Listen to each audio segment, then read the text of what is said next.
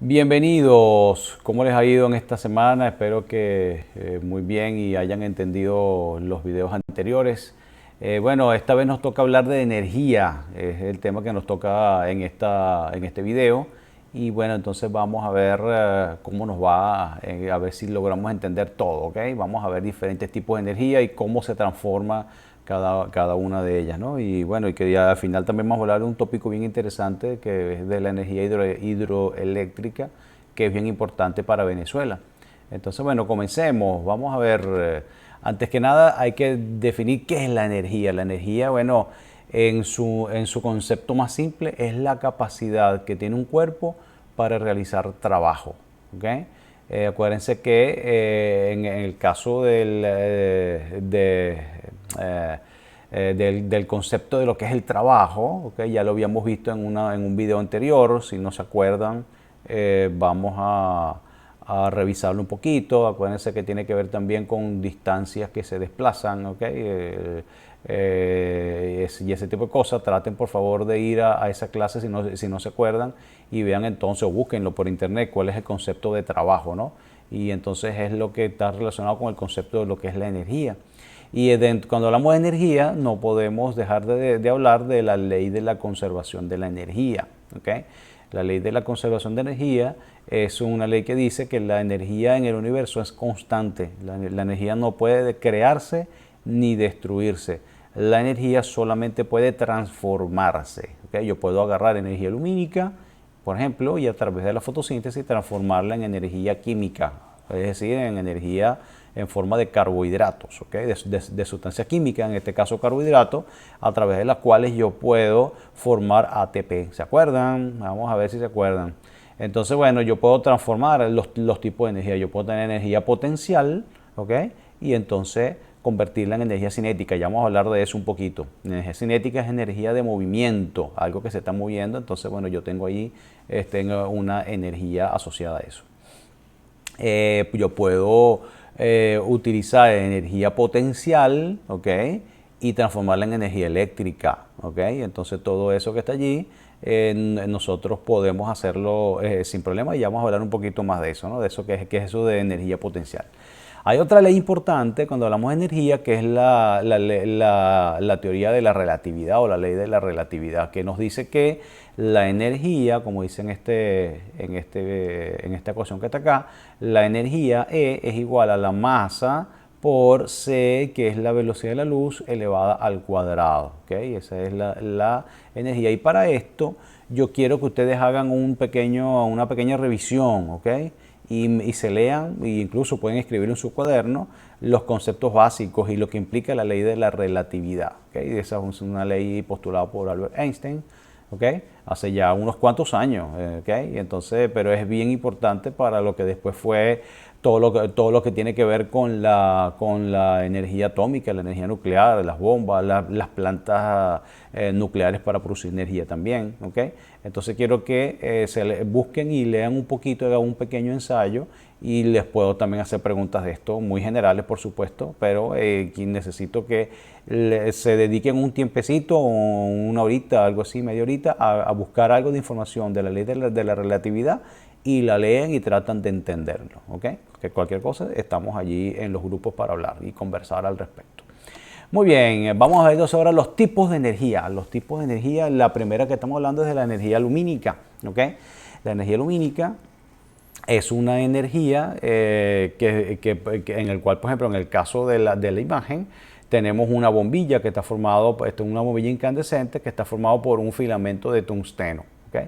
Este filamento de tungsteno básicamente lo que hace es que la corriente eléctrica pasa por acá y al pasar por aquí y hacer circuito, ¿okay? por estos dos filamentos que están acá, entonces bueno, ese elemento tiene la propiedad de volverse incandescente, de emitir luz, ¿okay? Entonces estamos transformando energía eléctrica en energía lumínica, ¿okay?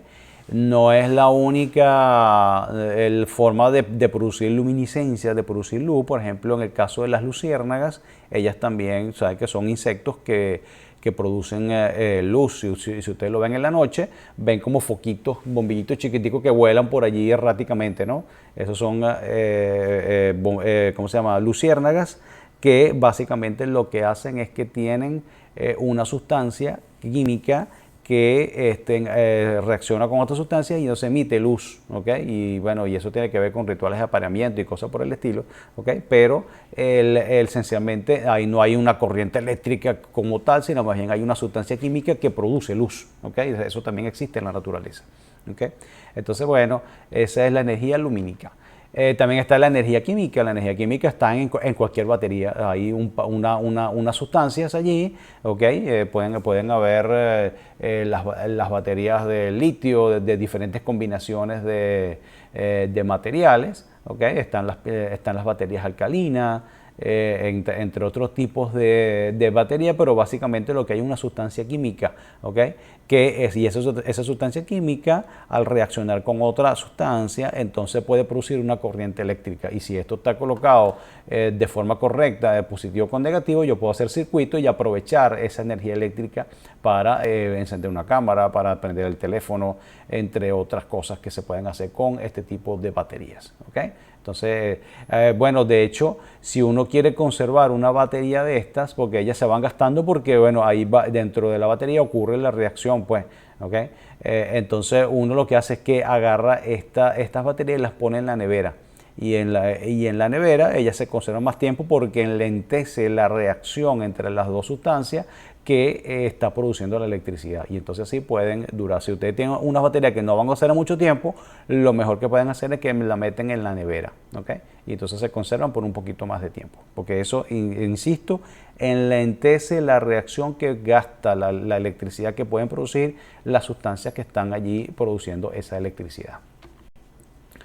Bueno, también tenemos energía cinética. La energía cinética es la que está asociada con el movimiento, ¿ok? Ese movimiento, bueno, puede darse de varias maneras. La energía, cuando yo tengo, por ejemplo, alguien que está montado en una patineta, por decirte algo, y alguien va y lo empuja, ¿ok? Y entonces ejerce un movimiento tal, esa energía que está asociada a ese movimiento se llama energía cinética, ¿ok? Entonces, fíjense cómo en este caso podemos tener en una montaña rusa, cuando estoy en la parte más alta, yo tengo energía potencial alta. ¿Por qué? Porque yo estoy en un punto alto y voy hacia una bajada. Entonces yo aquí en este punto alto yo tengo una energía potencial asociada a la altura, ¿ok? ¿Por qué? ¿Por qué? Porque la gravedad me va a hacer que baje, ¿ok? Por esta rampa, ¿ok? Aquí no me va a quedar estático. La gravedad va a hacer que yo me vaya cuesta abajo. Es decir, yo tengo una energía potencial alta, pero la cinética es baja, porque en este punto estoy básicamente lento, vengo subiendo, aquí voy lento, la energía cinética es baja, pero entonces en este punto voy bajando bajo de sopetón, ¿ok? Y cuando voy en el punto más bajo, entonces aquí la energía potencial es mínima, pero la energía cinética es máxima, porque aquí yo tengo la máxima velocidad porque vengo saliendo de la rampa, ¿ok? Entonces, en ese caso, tenemos una energía cinética asociada, una energía asociada al movimiento. Después, bueno, a través de una cadena y un motorcito yo puedo volver a subir otra vez, ¿ok? O incluso la misma energía cinética asociada a esto, puedo darme el impulso para volver a subir. Aquí tengo otra vez energía potencial baja, pero sí, entonces aquí tengo energía cinética alta porque el mismo impulso que yo utilicé para bajar aquí me permite subir y después continuar con el movimiento, ¿ok? Entonces, bueno, así es como funciona esto de la energía cinética y la energía potencial. De todas maneras, en la clase presencial, en la clase sincrónica, vamos entonces a conversar un poquito más respecto si queda alguna duda por allí, ¿ok? Bueno, aquí tenemos la energía potencial. Fíjense, cuando yo tengo un globo inflado, ¿okay? Yo tengo un aire que está a una determinada presión. Eso significa que ese aire tiene una energía potencial asociada. ¿Qué significa potencial? Bueno, que tiene el potencial, vale la redundancia, de ejercer un tipo de movimiento, ¿okay? O convertirse en energía cinética, ¿okay? Esta energía que está almacenada acá. Pareciera que no tiene energía, ¿ok? Porque él está estático, ¿no? El globo, pero la verdad es que las paredes están sometidas a una presión. Si yo libero esa energía, es decir, el aire que está aquí adentro sometido a presión, entonces, bueno, el aire va a salir de golpe por la salida del globo y el globo va a salir disparado, moviéndose azarosamente hacia alguna determinada dirección. Entonces, esa energía que tiene el potencial de ejercer algún tipo de función de movimiento, entonces se le llama energía potencial. Claro, yo pudiera botar el aire por acá al abrir la salida, pero también puedo agarrar una aguja y ¡plá! Y explotar, perdón, voy por otra vez. Y explotar el globo, y entonces se libera la energía potencial de un solo golpe, ¿ok? Porque, bueno, se revienta el globo y simplemente, bueno, se pierde esa energía potencial. En ese caso no habría movimiento, ahí lo que hubo fue, bueno, una liberación brusca y repentina de la presión que estaba dentro del globo, y se pierde la energía potencial sin que haya movimiento. Pero cuando yo lo hago por esta vía, entonces yo puedo aprovechar esa energía potencial para tener un movimiento en particular y hacer que el objeto se mueva, ¿okay? Que es lo que muchas veces queremos hacer, pues, ¿okay? Entonces, bueno, esa es la energía potencial. Vamos a seguir hablando de ella porque en la energía hidroeléctrica, que vamos a verla un poquito más adelante, también nos aprovechamos de la energía potencial, ¿okay? Vamos a seguir hablando al respecto. Bueno, aquí tenemos la energía nuclear.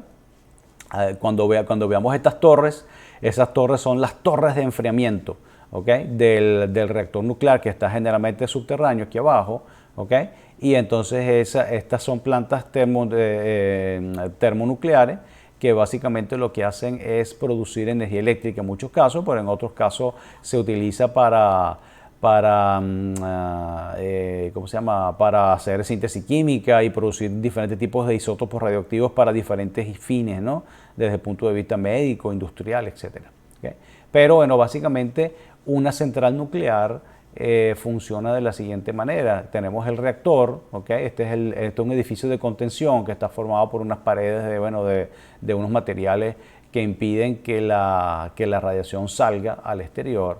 Y básicamente aquí tenemos el material radioactivo. Ese material radioactivo lo que hace es que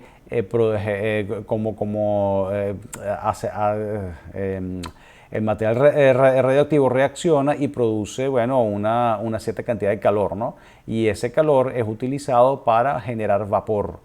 Y ese vapor lo que hace es que mueve una turbina, y la turbina mueve un generador, ¿okay? de electricidad, y ese generador de electricidad entonces se une a líneas de transmisión que permiten entonces producir electricidad a un costo que es muy, pero muy bajo, ¿okay? En este caso, básicamente, esas centrales nucleares lo que hacen es producir electricidad en su mayor proporción.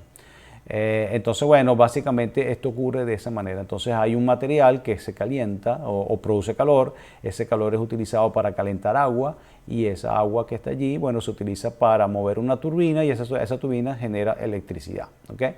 Es bien importante la refrigeración del material que está acá, ¿okay? Entonces esto que está aquí es básicamente un sistema de enfriamiento del agua que permite que el reactor no se sobrecaliente, lo cual es súper peligroso. Si eso se recalienta demasiado, esto puede tener el peligro de que explote, ¿no? No sé si ustedes vieron una serie que se llama Chernobyl, ¿no? No sé si ustedes la pasan por el canal de la National Geographic, el Nat Geo. Si no lo vieron, en YouTube hay varios videos que hablan al respecto, ¿no? de lo que ocurrió en el accidente de Chernobyl. No sé si escucharon hablar de ese accidente de Chernobyl.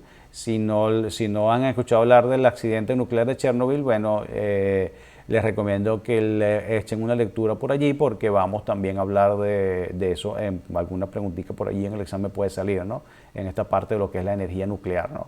Pero entonces, y también hubo otro accidente cuando hubo hace poco un temblor en Japón. Había una central, la central de Fukushima, ¿okay?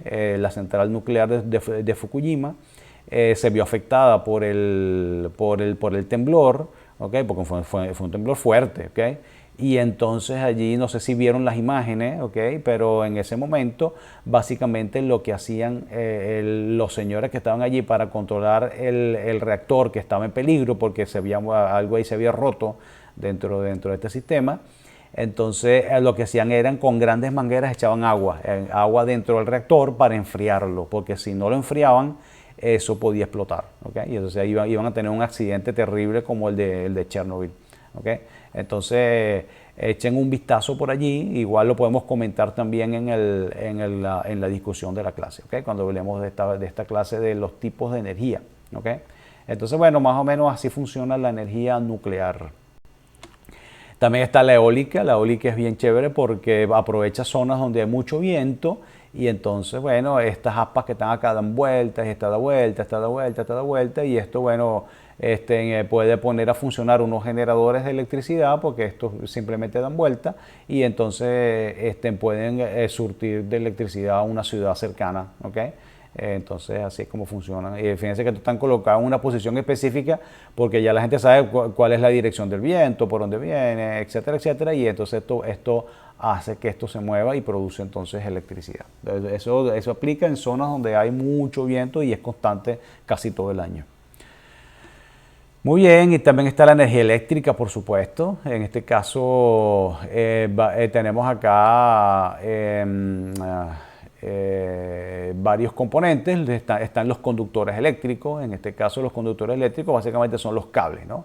Los cables, bueno, como ya sabemos, hay de diferentes calibres. El calibre es el grosor del cable. Y bueno, mientras más grueso sea el cable, más corriente te permite pasar, ¿ok? Electrones que van a pasar por allí. Imagínenselo como varias personas que quieren entrar por una puerta, muchas personas quieren entrar por una puerta y no pueden. Entonces, bueno, ellos van a luchar y pelear para pasar todos juntos a través de esa puerta, pero mientras más grande sea la puerta, bueno, más gente va a poder pasar sin que esté chocando una con la otra, ¿no? Entonces, ese concepto es bien importante entenderlo porque dependiendo de la corriente que vaya a pasar por allí, es decir, el consumo de electricidad que tenga un determinado aparato, debemos utilizar un cable de grosor correcto, ¿okay? Si utilizamos un cable muy fino para un aparato que jala mucha electricidad, entonces eso va a tener como consecuencia que van a intentar pasar muchos electrones por un cable muy pequeño, muchas personas, hagamos la analogía, muchas personas por una puerta muy pequeña y entonces va a haber roce entre ellos y eso va a hacer que el cable se caliente, ¿ok? Y al calentarse se puede fundir el revestimiento y entonces puede haber un cortocircuito, ¿ok? Entonces para que esto no ocurra hay que utilizar el grosor de cable dependiendo de lo que el aparato va a consumir en un momento determinado. Entonces para eso hay cables de diferentes grosores. Está el cable 14 que es uno de los más finos, ¿okay? Está el cable 12 que es un poquito más grueso, está el 8, está el 10, el 8 y así sucesivamente hasta llegar a los cables, bueno, de alta tensión que se utilizan en estas torres que podemos ver acá, ¿no? Que son cables bastante gruesos, ¿okay? Y transmiten corrientes a muy alta tensión, 750 kilovatios, algo así por el estilo, ¿okay? Entonces, bueno, así más o menos funciona esto. También hay otras cosas, ¿okay? Que se llaman las resistencias. La resistencia, no sé si ustedes han visto, a ver, una tostadora por dentro, el tostiarepa, etcétera, etcétera, que tienen como unos tubitos que son como de color cobre, ¿no? Y por ahí uno hace pasar electricidad, pero es un material allí que se resiste al paso de la electricidad. Pero entonces, como se resiste al paso de la electricidad, adivinen qué ocurre. Bueno, lo que ocurre con el cable flaquito que le hace pasar mucha electricidad, se calienta, ¿ok? Pero en este caso, queremos que se caliente, ¿ok? Pues entonces así es como funciona una tostadora. Yo hago pasar electricidad a través de una resistencia, se genera calor porque hay resistencia al paso de la corriente, ¿ok? Y entonces eso hace que esta se caliente y yo puedo tostar el pan, puedo hacer la arepa en el tostiarepa, puedo calentar agua también, porque no sé si ahorita con la escasez de gas, bueno, ven cómo funciona su cocinita eléctrica que se pone el rojo vivo, ¿ok? Esa cocinita eléctrica, eso básicamente es una resistencia que está allí, ¿ok? Y también están los fusibles. Los fusibles son unos aparaticos que se funden dependiendo, son elementos de seguridad que se funden dependiendo de la cantidad de corriente que pasa por allí y ellos se fabrican para soportar diferentes tipos o cantidades de corriente que pasan por allí.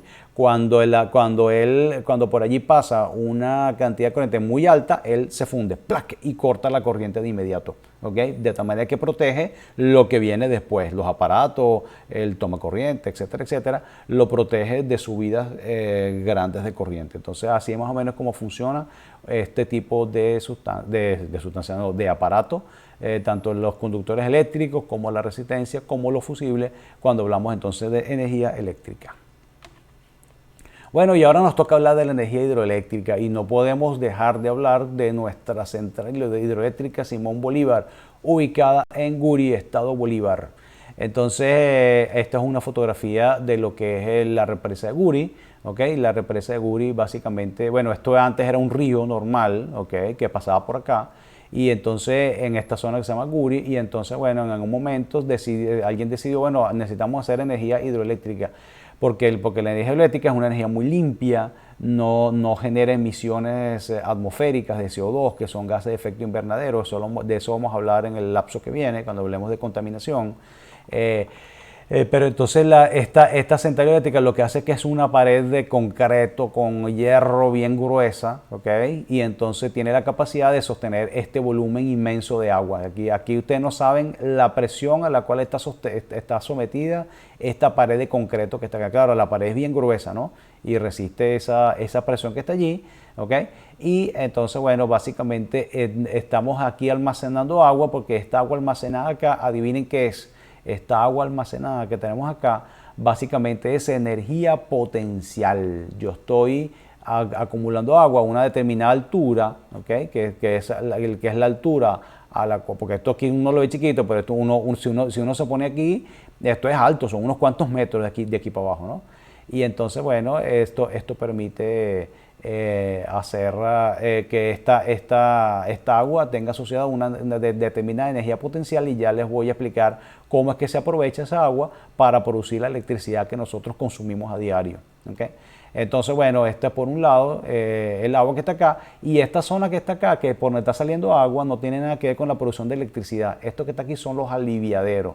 Esto básicamente, cuando hay mucha agua, que está muy alto el nivel de agua porque está lloviendo mucho, entonces abren estas compuertas que están acá y entonces permiten que el agua salga, ¿ok? De tal manera que alivian la presión, alivian la cantidad de agua a la cual está sometida la pared, porque si no, si llueve, entonces básicamente, y aquí este aliviadero no existiera, entonces el agua en un momento se rebasa por la parte de arriba y entonces empieza a salir por acá, y eso no nos conviene, pues.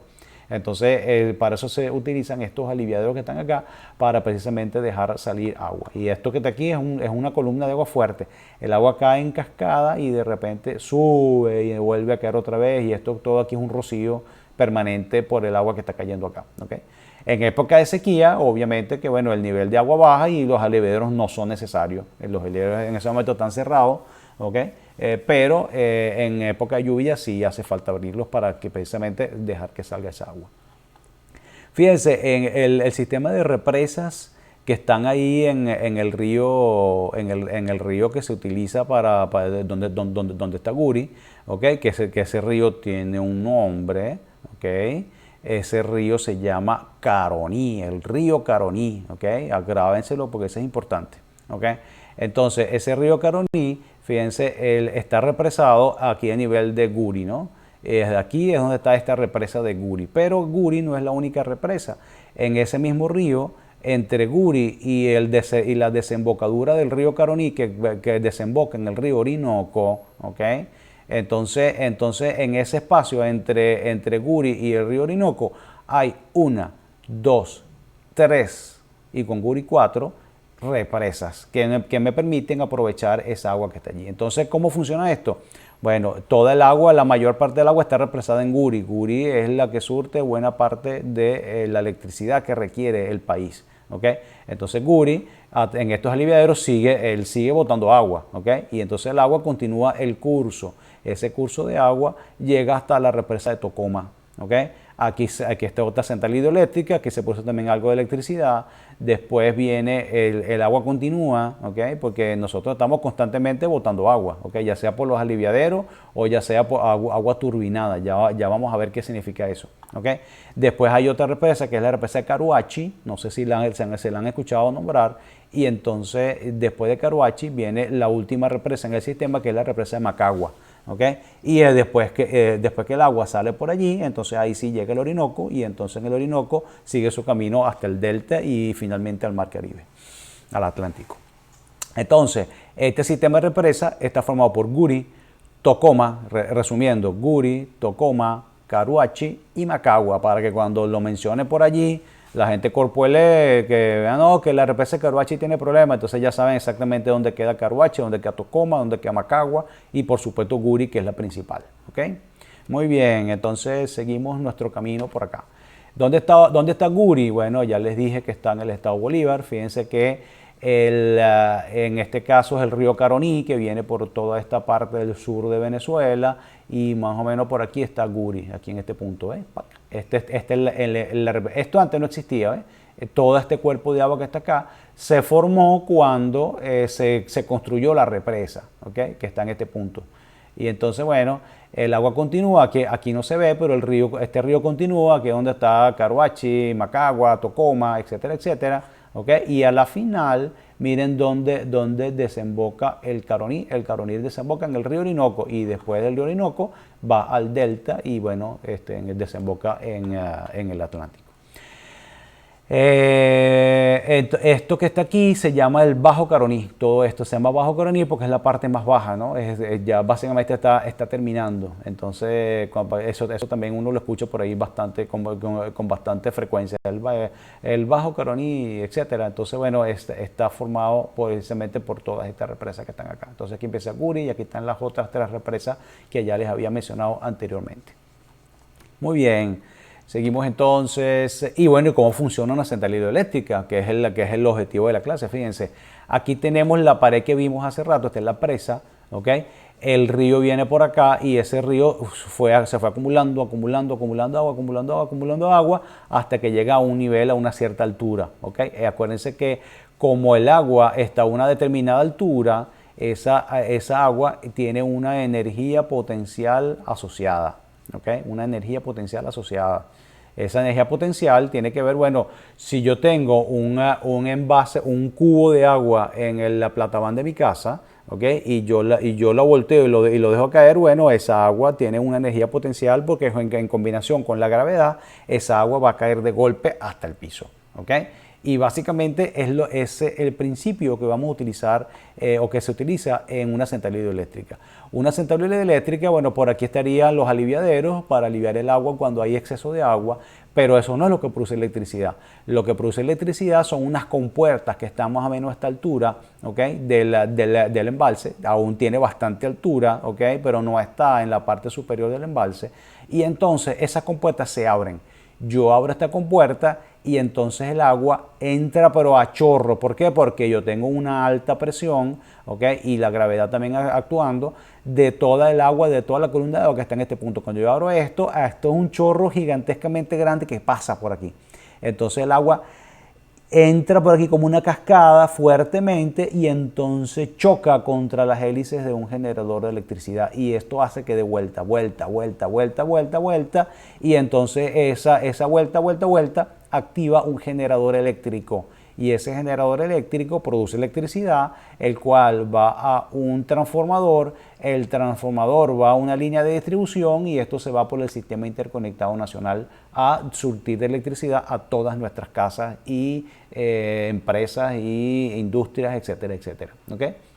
Entonces así es como funciona. Entonces repito, el agua que está acá por gravedad y por la misma presión de la columna de agua que está en el embalse, entra a una a una velocidad impresionantemente grande y esto al chocar contra las aspas de la turbina hace que esto dé vuelta. O sea, en vez de utilizar un motor que genera un motor de combustión interna, ¿okay? Que para mover estas aspas que están acá, ¿okay? Aprovechamos el agua, la energía potencial asociada al agua. Esto da vuelta y el generador eléctrico se activa y produce electricidad y entonces permite enviar electricidad a toda Venezuela. ¿Okay? El agua que sale por acá se llama agua turbinada porque fue el agua que movió la turbina, pero es agua normal, se llama agua turbinada porque ya pasó por la turbina y entonces esta agua baja por esta drenaje que está acá y entonces termina de salir por acá, por este lado, y continúa el líquido hacia el río que, bueno, que estaba represado acá, pues, y continúa su camino hasta, en el caso de nosotros, por el río Caronía hasta llegar al Orinoco. Y bueno, por supuesto, esa misma agua que está aquí es la que va a surtir la siguiente represa, ¿okay? que era Caruachi, Tocoma y Macagua, ¿okay? Entonces, más o menos así es como funciona. De todas maneras, si no entendieron algo, en la sesión sincrónica podemos entonces hablar un poquito de esto.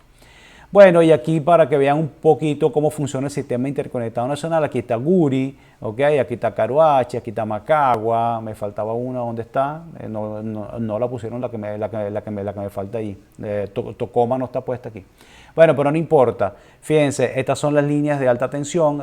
Hay una línea de 765 kilowatts, esta de 400 kilovatios y esta de 200, y las rojas son de 230 kilovatios, ¿ok? Entonces, bueno, aquí está la naranja, esta es la que sale de Guri, es de las principales. Uno reconoce el sistema interconectado nacional por estas torres que están acá, ¿ves?